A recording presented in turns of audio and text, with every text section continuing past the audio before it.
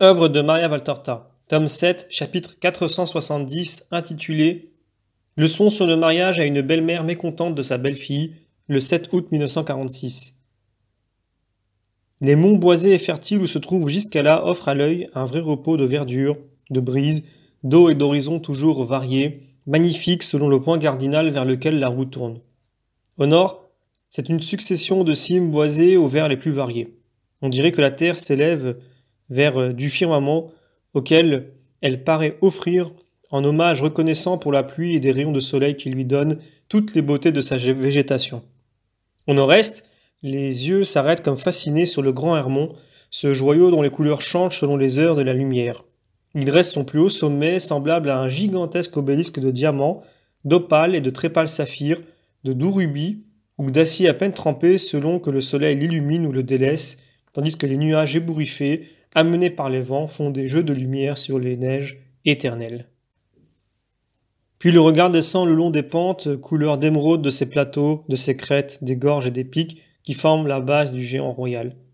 Si l'on se tourne un peu plus à l'est, on découvre le vaste haut plateau vert de la Golanitide et de l'Oranitide, borné à son extrémité orientale par des monts qui s'estompent dans la brume lointaine, et à l'ouest par le vert différent qui longe le Jourdain et en marque la vallée. Plus proches resplendissent comme deux saphirs les deux lacs, celui de Mérom, un cercle au fond d'une plaine bien irriguée, et de Tibériade. Ce dernier est gracieux comme un délicat pastel au milieu des collines, toutes différentes de forme et de teinte qui l'entourent. Ses rives sont éternellement fleuries. C'est un véritable rêve d'Orient avec ses bouquets de palmiers dont la brise des monts proches fait onduler la cime. Il a toute la poésie de nos plus beaux lacs pour ce qui est de la paix de ses eaux et des cultures de ses rives. Et puis, au sud, on voit le mont Tabor avec son sommet caractéristique et le petit Hermon tout vert qui veille sur la plaine d'Édrelon, dont on mesure l'étendue dans le cadre d'un horizon que n'interrompt aucune hauteur montagneuse. Encore plus bas, vers le midi, s'étendent les monts élevés et puissants de Samarie qui se perdent au-delà du regard en direction de la Judée. Le seul côté qu'on ne voit pas est le côté ouest, où doit se trouver le mont Carmel et la plaine qui remonte vers Ptolémaïs, cachée par une chaîne plus haute. J'essaie d'en donner une vue topographique car je crois ne l'avoir jamais indiqué depuis les monts où se trouve jusqu'à là. On a là un des panoramas les plus beaux de la Palestine et que personne ne rit. De la pauvre dessinatrice que je suis, mon esquisse est horrible. Jésus avance en suivant la route au milieu des montagnes, tantôt seul, tantôt rejoint par l'un ou l'autre de ses apôtres. Il s'arrête une fois pour caresser les enfants d'un berger qui joue près du troupeau et accepte le fait que le berger lui offre, pour toi et pour tes disciples, car il a reconnu en Jésus le rabbi que lui ont décrit d'autres qui l'ont déjà rencontré. Une autre fois, il écoute femme âgée qui, ne sachant qui il est, lui raconte les peines de famille que lui cause sa belle-fille hargneuse et insolente. Jésus compatit, mais il exhorte aussi la malheureuse à se montrer patiente pour la mener à la bonté par la bonté. Tu dois être pour elle une mère, même si elle n'est pas une fille pour toi. Sois sincère. Si au lieu d'être une bru, c'était ta fille, ses défauts te paraîtraient-ils aussi graves ? La plaignante réfléchit, puis elle avoue. Non, mais une fille, c'est une fille. Et si l'une de tes filles te disait que, dans la maison de son époux, sa belle-mère la maltraite, que dirais-tu ? Que cette femme est méchante, car elle devrait lui apprendre les usages de la maison. Chaque maison a les siens. Avec bonté, surtout si l'épouse est jeune. Je dirais qu'elle devrait se rappeler le temps où elle était une nouvelle épouse et comme elle était comblée par l'amour de sa belle-mère. Si elle avait eu assez de chance pour la trouver bonne ou combien elle avait souffert si elle avait eu une méchante belle-mère. Elle ne devrait pas faire souffrir ce qu'elle-même n'avait pas subi, ou ne pas faire souffrir parce qu'elle sait ce que c'est. Ah, je la défendrai, ma fille. Quel âge a ta bru ? 18 ans, Rabbi. Elle a épousé Jacob il y a 3 ans. Elle est très jeune. Est-elle fidèle à son mari ? Ah oui, elle est toujours à la maison et tout aimante pour lui, pour le petit Lévi et pour la petite qui s'appelle Anne, comme moi. Elle est née à Pâques. Elle est si mignonne. Qui a voulu qu'elle s'appelle Anne ? Marie, bien sûr. Lévi était le nom du beau-père et Jacob l'a donné à leur premier-né. Et quand Marie a eu la petite, elle a dit « Celui-ci portera le nom de ta mère ». Et cela ne te paraît pas être une preuve d'amour et de respect ? La mère de Jacob réfléchit. Jésus enchaîne. Elle est honnête, elle a tout à sa maison. C'est une épouse affectueuse et une mère aimante. Elle est soucieuse de te faire plaisir. Elle pouvait donner à la fille le nom de sa propre mère, elle lui a donné le tien. Elle honore ta maison par sa conduite. Ah, ça oui, elle n'est pas comme cette malheureuse de Jézabel. Alors pourquoi ces lamentations et ces plaintes à son sujet? Tu n'as pas l'impression d'avoir deux mesures en portant sur ta bru un jugement différent de celui que tu porterais sur une fille? C'est que... c'est que... Elle m'a pris l'amour de mon fils. Avant, il était tout pour moi. Maintenant, il l'aime plus que moi. L'éternelle et véritable raison des préjugés des belles-mères déborde finalement du cœur de la vieille femme, en même temps que les larmes de ses yeux. Ton fils te fait-il manquer de quelque chose? Te néglige-t-il depuis qu'il est marié? Non, je ne peux pas dire ça, mais en somme, maintenant, il appartient à sa femme. Elle gémit et pleure encore plus fort. Jésus a un paisible sourire de compassion pour la belle maman jalouse, mais doux comme il l'est toujours, il ne lui fait aucun reproche. Il compatit à la souffrance de cette mère et cherche à l'apaiser. Il lui pose la main sur l'épaule comme pour la guider, car les larmes l'aveuglent, peut-être pour lui faire sentir par ce contact tant d'amour qu'elle en soit consolée et guérie. Il lui dit « Mère, n'est-ce pas bon qu'il en soit ainsi?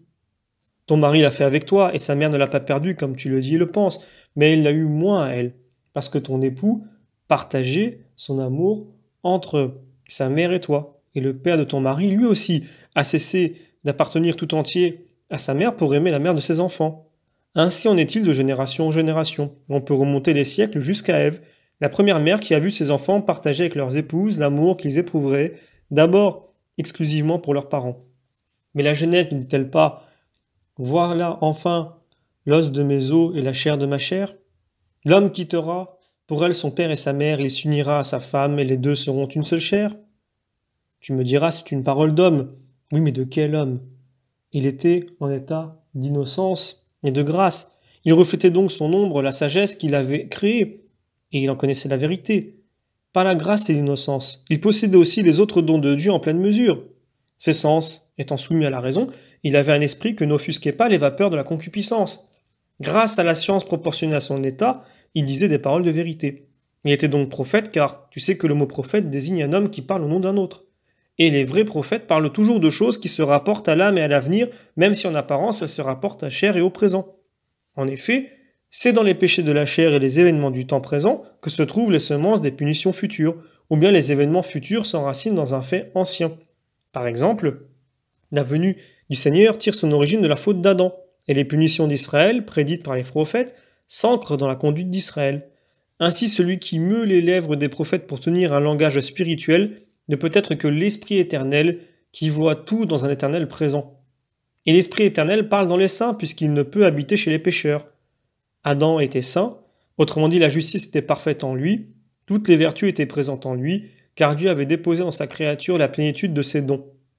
À présent, pour arriver à la justice et à la possession des vertus, l'homme doit beaucoup peiner, parce qu'il porte en lui les foyers du mal, mais en Adam ces foyers n'existaient pas. Il avait au contraire la grâce pour le rendre de peu inférieur à son Créateur.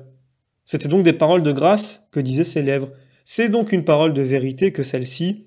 L'homme quittera son père et sa mère pour sa femme, il s'unira à elle et ils formeront une seule chair.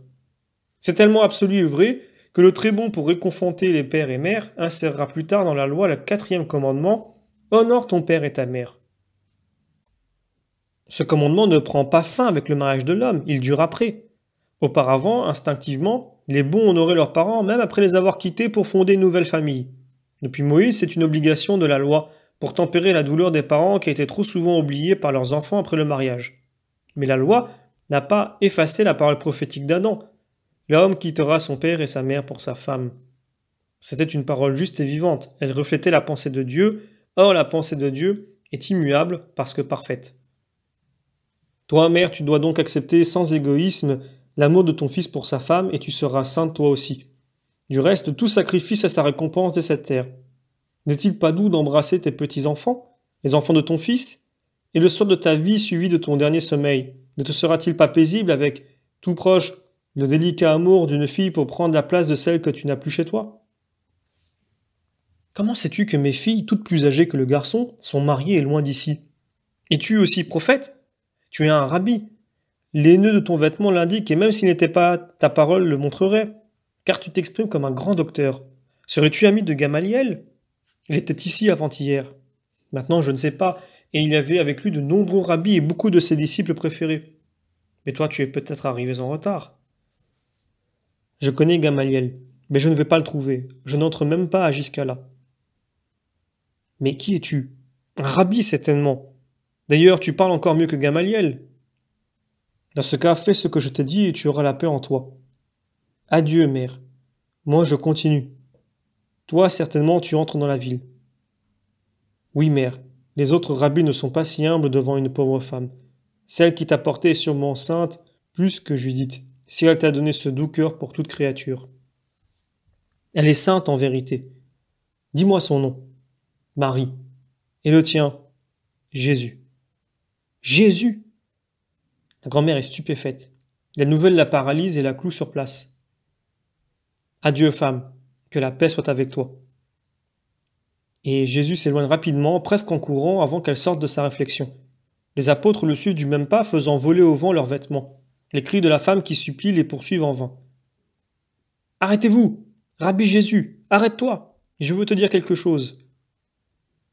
Ils ne ralentissent pas avant que le feuillage des monts boisés les cache. On ne voit plus le chemin qui mène à Giscala à partir de ce sentier muletier. Comme tu as bien parlé à la femme, dit Barthélemy. Une vraie leçon de docteur. Dommage qu'elle ait été seule, remarque Jacques, fils d'Alphée. Je veux me rappeler ces paroles, s'écrie Pierre. La femme a compris, ou presque dès qu'elle a su ton nom. Maintenant elle va parler de toi dans la ville, dit Thomas. Pourvu qu'elle ne pique pas les guêpes et ne lance pas à notre poursuite, murmure Judas de Kérioth. Nous sommes loin à présent, on ne laisse pas de traces dans cette forêt et nous ne serons pas dérangés, dit André, optimiste. Et même si nous l'étions, c'est la paix dans une famille que j'ai reconstruite, répond Jésus à tous. Voyez comme elles sont, toutes pareilles les belles-mères, lance Pierre. Non, nous en avons connu de bonnes. Tu te souviens de la belle-mère de Jérusa de Doco et la belle-mère de Dorca à Césarée de Philippe? Mais oui, Jacques, il y en a quelques-unes de bonnes, reconnaît Pierre. Mais il pense certainement que la sienne est une plaie. Arrêtons-nous ici et dînons. Nous nous reposerons ensuite pour arriver à la nuit au village de la vallée, ordonne Jésus. Il s'arrête dans une petite cuvette de verdure qui ressemble à l'intérieur d'une grande coquille émeraude incrustée dans la montagne et ouverte pour accueillir les pèlerins dans sa paix. La lumière est douce malgré l'heure à cause des arbres hauts et robustes qui forment une voûte bruissante au-dessus du pré. La brise qui court sur les montagnes adoucit la température. Une petite source fait courir un filet argenté entre deux rochers sombres et elle chante doucement en se perdant parmi les herbes épaisses. Elle s'est creusé un lit minuscule, d'une main de large, tout couvert par les herbes de la rive qui ondulent au vent léger. Par une petite cascade, elle descend ensuite à l'escarpement situé plus bas.